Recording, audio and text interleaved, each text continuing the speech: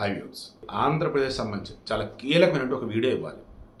Ursa cluster అని చెప్పేసి దానికి అప్పనంగా భూములు ఇచ్చేస్తున్నారంటూ కేంద్ర ప్రభుత్వ సంస్థలకు కోట్ల రూపాయలు వసూలు చేసినటువంటి ఏపీ సర్కారు ఉర్సా క్లస్టర్ ఊరు పేరుంటే ఒక కంపెనీకి ఫ్రీగా ఇచ్చేస్తున్నారు భూములని నిన్న సాక్షిలో హెడ్లైన్స్ పెడుతూ పెద్దగా ఇచ్చేన్నారు. గణేష్ గోల్డ్ తాకట్టులో ఉన్న బంగారాన్ని విడిపించి కొనబడును. సంప్రదించండి 9966611144. గత కొద్ది రోజులుగా ఈ వైసీపీలు కూడా అన్నా హడావుడి చేస్తూ ఉన్నారు.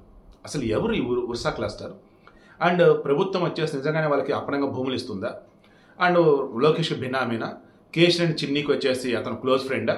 ఇవన్నీ కూడా ఈ వీడియోలో నేను చెప్తాను. ముందైతే జగన్మోహన్ రెడ్డి ఆయన అధికారంలో ఉండగా ఆంధ్రప్రదేశ్కి మన అమర్నాథ్ ఎవరు గుడ్డు మంత్రి ఉండేవాడు కదా, గుడ్డు ఇంకా పదగలేదు, పేరు మర్చిపోయినబ్బా, గుడివాడ అమర్నాథ్ ఎవరు ఆయన, అతను అసెంబ్లీ సాక్షిగా జగన్మోహన్ ప్రభుత్వంలో ఎంఓఏలు కుదుర్చుకున్న కంపెనీలు ఏంటి ఒక లిస్ట్ చదివాడు. గుర్తుందా మీకు?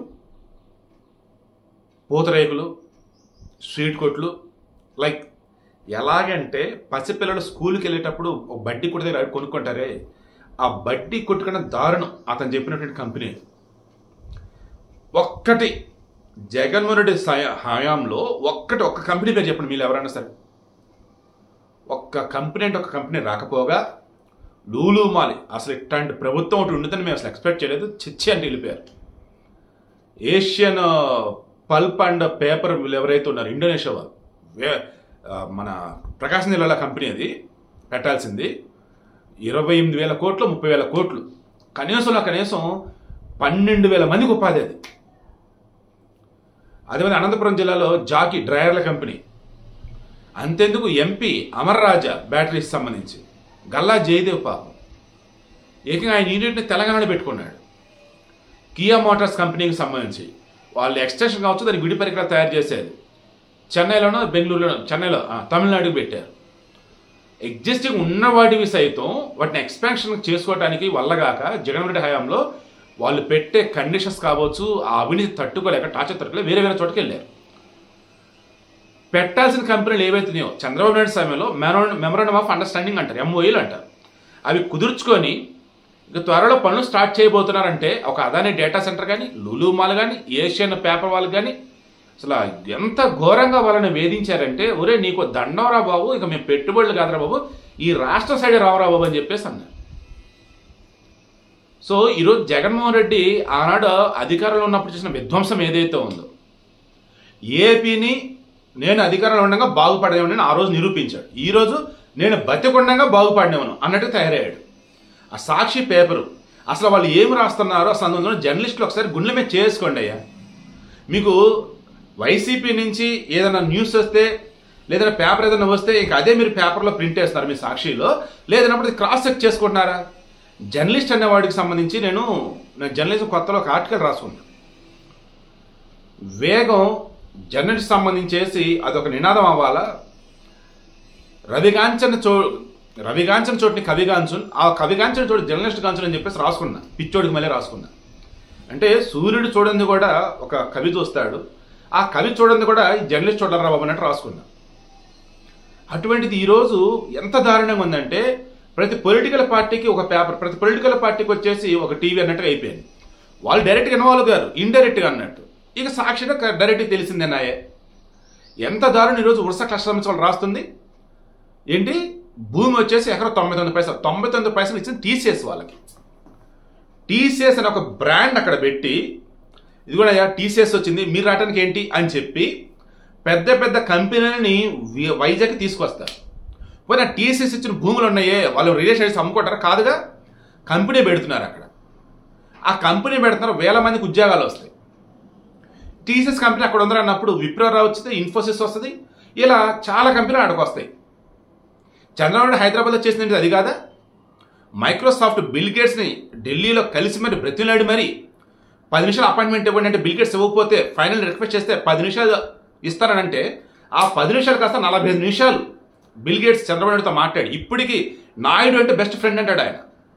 మేము ఏదైతే టెక్నాలజీ యూజ్ చేస్తున్నాం మాకన్నా అప్డేటెడ్ టెక్నాలజీ నాయుడు దగ్గర ఉంది అంటాడు. ఆ రోజు మైక్రోసాఫ్ట్ని తీసుకొచ్చాడు.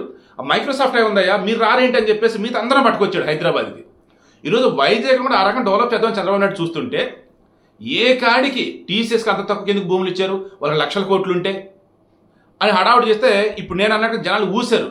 అరే బుద్ధులేని ఎదవల్లారా, టీసీఎస్ కంపెనీ బ్రాండ్ రా, ఇండియాలో టాప్ రా, అది కనుక అక్కడ ఉందనుకో మనం ల్యాండ్స్ తక్కువకి ఇచ్చి ఉండొచ్చు కాక 900 పైసలు సరే ఉచితంగా ఇచ్చారు అనుకుందాం, ఉపాధి కల్పిస్తున్నారు. అండ్ టీసీఎస్ అక్కడ ఉన్నప్పుడు మిగతా కంపెనీలు అడకొస్తారో వాటికి వచ్చేసి మనం రెగ్యులర్ మార్కెట్ రేట్కి భూములు ఇస్తారా బాబు అని చెప్పి గట్టిగా వేసుకునేసరికి అవునా అట్టయితే మరి ఇదేంటి అని చెప్పేసి వర్సా క్లస్టర్ మీదకి వెళ్ళారు. ఈ వర్సా క్లస్టర్ వాళ్ళు ఏపీ నుంచి వెళ్ళినటువంటి వాళ్ళు, ఎక్కడ అబ్రాడ్లో సెటిల్ అయిన వాళ్ళు.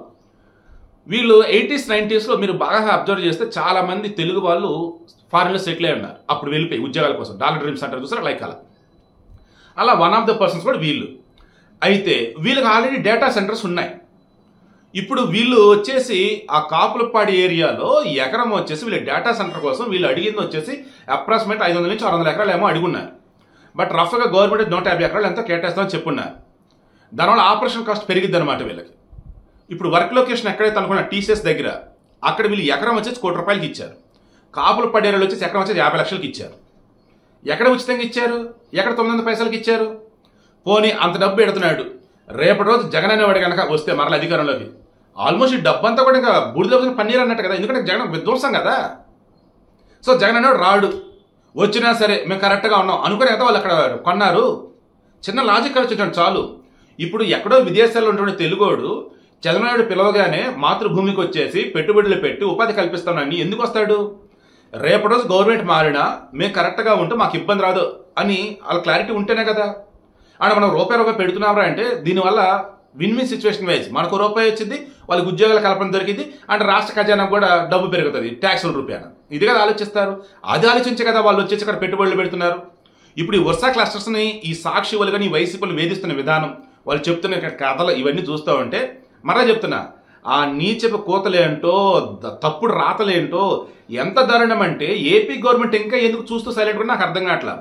ఐఎన్పీ వాళ్ళు ఎందుకు సైలెంట్ కూడా నాకు అర్థం కావట్లేదు. సమాచార శాఖ వాళ్ళు ఇటువంటి సాక్షి మీద ఎందుకు కేసు పెట్టదు? అండ్ ప్రెస్ కౌన్సిల్కి ఎందుకు వీళ్ళు కంప్లైంట్ ఇవ్వట్లేదు తప్పుడు రాతలని? నాకు ఇప్పటికీ అదే అర్థం కావట్లేదు. వర్సా క్లస్టర్ వాళ్ళు క్లారిటీ ఇచ్చారు, ఒరే బాబు ఇదిగోరా మా బ్యాక్గ్రౌండ్ ఇది, ఇదిగో ఇన్ని చోట్ల మేము పెట్టుబడులు పెట్టున్నాం, ఏపీలో వచ్చేసి పెట్టుబడులు ఎందుకు పెడుతున్నాము, ఇదిగో ల్యాండ్ ఎంత కొన్నాము, మొత్తం క్లారిటీ ఇచ్చారు. ఈవెన్ నిన్న ఏపీ గవర్నమెంట్ సంబంధించి ఐ థింక్ పట్టాభ ఎవరు ఆయన కూడా చెప్పున్నారు, ఒరే బాబు వాళ్ళు ఎంత కొన్నారు ఇదిగో అని చెప్పేసి. మొన్న ఆల్రెడీ కేసినేని చిన్ని విజయవాడ ఎంపీ, విజయవాడ మాజీ ఎంపీ కేసినేని నాని, ఈ చిన్ని వాళ్ళ అన్న వైసీపీకి వెళ్ళాడు కదా. సో అతను ఏం చేశాడు, ఈ చిన్ని బినామీ వాడు వీళ్ళంతా ఒకటే, వర్సా క్లస్టర్స్ బ్యాక్గ్రౌండ్ అది లేదు ఇది లేదు అన్నాడు. అసలు వర్సా క్లస్టర్ నాకు సంబంధం ఏమన్నా ఉందా అంటూ కేసినేని చిన్ని వచ్చేసి పరువు నష్టం దావా చేసి వాళ్ళ అన్నకు నోటీసులు పంపాడు.